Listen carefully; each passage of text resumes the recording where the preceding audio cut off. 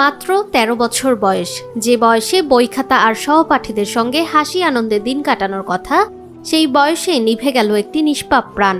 মা বাবার বুক খালি করে না ফেরার দেশে চলে গেল মুহাত ইসলাম তাকি। মাত্র ১৩ বছর বয়সেই থেমে গেল প্রাণ চাঞ্চল্যে ভরা একটি জীবন। তার এই অকাল মৃত্যুতে পরিবার ও স্বজনদের মাঝে নেমে এসেছে শোকের ছায়া। রোববার সন্ধ্যায় ভোলা পৌরসভার ৭ নম্বর ওয়ার্ডের একটি ভাড়া বাসা থেকে ৮ম শ্রেণীর শিক্ষার্থী মুহাত ইসলাম তাকির ঝুলন্ত মরদেহ উদ্ধার করেছে পুলিশ। সন্ধ্যা ৬:৩০টার দিকে এই ঘটনাটি ঘটে। নিহত তাকি ভোলা বালিকা উচ্চ বিদ্যালয়ের শিক্ষার্থী। তার বাবা ও মা দুজনে শিক্ষকতা পেশায় নিয়োজিত।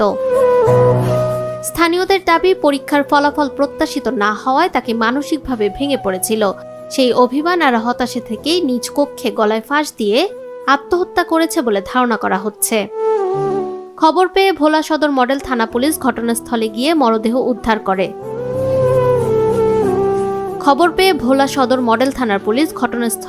মরদেহ উদ্ধার করে। ময়না তদন্তের জন্য ভোলা সদর হাসপাতালে পাঠায়। পুলিশ জানিয়েছে, ঘটনাটি তদন্ত করে দেখা হচ্ছে। তদন্ত শেষে তাকির মৃত্যুর প্রকৃত কারণ নিশ্চিত হওয়া যাবে।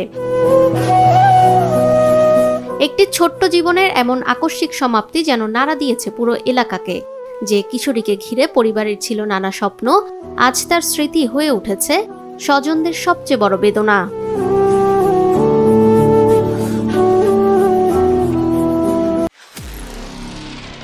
নিরপেক্ষ, সত্য প্রকাশে আপোষহীন।